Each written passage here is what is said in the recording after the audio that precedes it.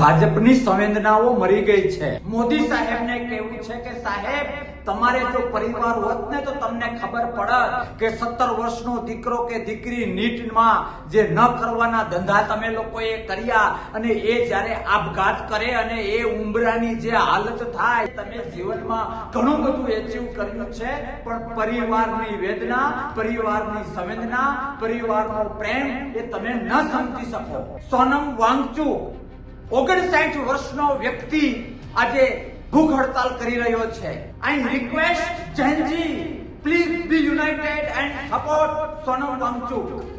આ મોદી સાહેબ અને એમની સરકાર જે નીટમાં પેપર ફોડે, અવારનવાર ફોડે, એને લીધે ક્યાંક ને ક્યાંક એના નજીકના લોકોનું હિત સચવાતું હશે પણ દેશનું હિત નથી સચવાતું। સોનમ વાંગચુકને મારે કહેવું છે કે અમે તમારી સાથે છીએ, તમને સપોર્ટ મળશે પણ કેજરીવાલ જેવા લોકોથી દૂર રહેજો। એને રાષ્ટ્ર કે રાષ્ટ્રની આવતીકાલમાં ચિંતા નથી।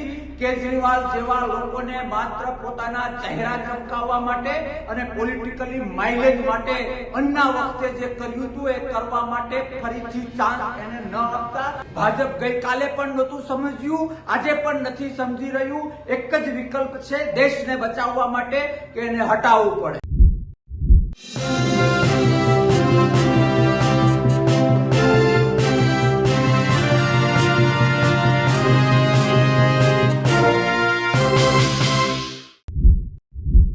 વડાપ્રધાન નરેન્દ્ર મોદીને પત્ની નથી, પરિવાર નથી, માટે તેઓ પરિવારનું દુઃખ નહીં સમજી શકે।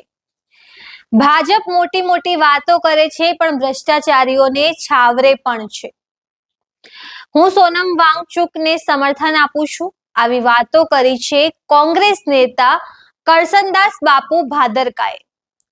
કરસન બાપુએ સોનમ વાંગચુકને પોતાનું સમર્થન આપ્યું છે તો સાથે નીટનું પેપર લીક થાય છે ત્યારે વિદ્યાર્થીઓની શું મનોસ્થિતિ થાય છે તે વડાપ્રધાન નરેન્દ્ર મોદી નહીં સમજી શકે જેવી વાતો પણ કરી છે। તો ગઈકાલે અરવિંદ કેજરીવાલ પણ સોનમ વાંગચુકને મળવા પહોંચ્યા હતા। તો કરસન બાપુએ ચેતવ્યા છે તમામ લોકોને કે કેજરીવાલની વાતોમાં ના આવતા। નમસ્કાર, હું છું ચંદ્રિકા પુત્રી નિરાલી મહેરિયા। તો આવો સાંભળીએ કરસન બાપુએ વધુમાં શું કહ્યું। ભાજપની સંવેદનાઓ મરી ગઈ છે। ભાજપનો પ્રકૃતિ પ્રેમ મરી ગયો છે। ભાજપનો શિક્ષણ પ્રેમ મરી ગયો છે। મારે ભાજપ અને વિશેષ મોદી સાહેબને કહેવું છે કે સાહેબ તમારે જો પરિવાર હોત ને તો તમને ખબર પડત કે 17 વર્ષનો દીકરો કે દીકરી નીટમાં જે ન કરવાના ધંધા તમે લોકોએ કર્યા અને એ જ્યારે આપઘાત કરે અને એ ઉંબરાની જે હાલત થાય, એ ઘરની જે હાલત થાય, એ મા બાપની વેદના જે નકારાત્મક હિલોડે ચડે ત્યારે એ ઘરની, એ પરિવારની શું હાલત થાય એ તમે ન સમજી શકો કારણ કે તમે જીવનમાં ઘણું બધું એચીવ કર્યું છે પણ પરિવારની વેદના, પરિવારની સંવેદના, પરિવારનો પ્રેમ એ તમે ન સમજી શકો। શા માટે એજ્યુકેશન સિસ્ટમને આ રીતે દફનાવવાના ધંધા ચાલુ કર્યા છે? મારે વાત કરવી છે સોનમ વાંગચુક 59 વર્ષનો વ્યક્તિ આજે ભૂખ હડતાલ કરી રહ્યો છે।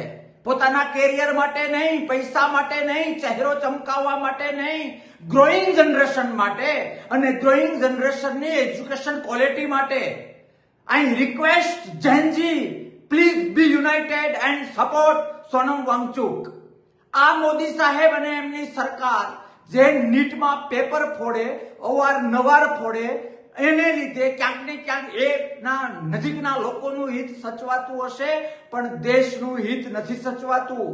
હજારો વર્ષથી ભારતનો એક ઇતિહાસ રહ્યો છે કે જે પ્રકૃતિને નફરત કરે એવી વ્યક્તિને રાષ્ટ્રમાં પગ મૂકવાનો રાઈટ નથી। આ આઝાદી પહેલેથી લઈને આજ સુધી ચાલી રહ્યું છે। સોનમ વાંગચુક જેનો ચહેરો વેલ નોન છે, સેટલ છે, કેરિયર બનાવેલું છે પણ એ એજ્યુકેશન સિસ્ટમને પ્રેમ કરે છે। એ ગ્રોઈંગ જનરેશનની આવતીકાલને અને શિક્ષણની નીતિઓને પ્રેમ કરે છે.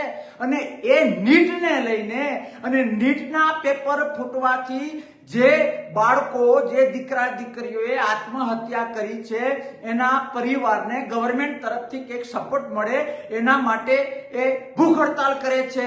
અને આ જાડી ચામડીની ગવર્મેન્ટ કશો જ રિપ્લાય નથી આપતી. સોનમ વાંગચુકને મારે કહેવું છે કે અમે તમારી સાથે છીએ. તમારા નેચર પ્રેમને સલામ, તમારા એજ્યુકેશન પ્રેમને સલામ, તમારા સાયન્ટિસ્ટ ના જે હોદ્દાને લીધે દેશને મળેલા લાભોને સલામ. સર, અમે તમારી સાથે છીએ. સાથે સાથે સર, તમને એ પણ વિનંતી કરવી છે કે દેશના ખૂણે ખૂણેથી તમને સપોર્ટ મળશે, પણ કેજરીવાલ જેવા લોકોથી દૂર રહેજો. એને રાષ્ટ્ર કે રાષ્ટ્રની આવતીકાલમાં ચિંતા નથી. કેજરીવાલ જેવા લોકોને માત્ર પોતાના ચહેરા ચમકાવવા માટે અને પોલિટિકલી માઇલેજ માટે અન્ના વખતે જે કર્યું હતું એ કરવા માટે ફરીથી ચાન્સ એને ન આપતા કે એના જેવા લોકોને ન આપતા. જૈનજીને મારે કહેવું છે કે એક 60 વર્ષનો વ્યક્તિ જૈનજીને શરમાવે એવા હોસલા સાથે ભૂખ હડતાલ કરી રહ્યો છે તમારા માટે, તમારી આવતીકાલ માટે, મા ભારતની આવતીકાલ માટે. અને એને મદદ કરવી એ દરેક ભારતીય, દરેક દેશ પ્રેમીનો ધર્મ છે. આવો સાથે મળીને સોનમ વાંગચુકને મદદ કરીએ. અને આ ગવર્મેન્ટ જે અન્ના હજારેના આંદોલનથી પ્રસ્થાપિત થઈ છે, મારા શબ્દો યાદ રાખજો, સોનમ વાંગચુકના આંદોલન પછી આ ગવર્મેન્ટ, આ ભાજપ ભસ્મીભૂત થશે. કેમ કે શાસ્ત્રોમાં લખ્યું છે જે અનેક વખત સમજાવવાથી ન સમજે એને હટાવવા જોઈએ. ભાજપ ગઈકાલે પણ નહોતું સમજ્યું, આજે પણ નથી સમજી રહ્યું. એક જ વિકલ્પ છે દેશને બચાવવા માટે કે એને હટાવવું પડે. We support Sonam Wangchuk, we support Indian education system. આવો સાથે મળીને પ્રકૃતિને પ્રેમ કરીએ, દેશની આવતીકાલને સુધારવા માટે એજ્યુકેશન સિસ્ટમ માટે લડીએ અને સોનમ વાંગચુકના જે હંગર સ્ટ્રાઇક છે એને સપોર્ટ કરીએ. I support Sonam Wangchuk. I support Sonam Wangchuk. જય હિન્દ, ભારત માતા કી જય. તો જેમ તમે કરશન બાપુની વાત સાંભળી, તમે આ વિશે શું વિચારો છો અમને જરૂરથી કમેન્ટ કરીને જણાવજો. સાથે સાથે તમે અમને અમારા નવા ફેસબુક અને ઇન્સ્ટાગ્રામ પર પણ ફોલો કરી શકો છો. અત્યાર માટે બસ આટલું જ. ધન્યવાદ.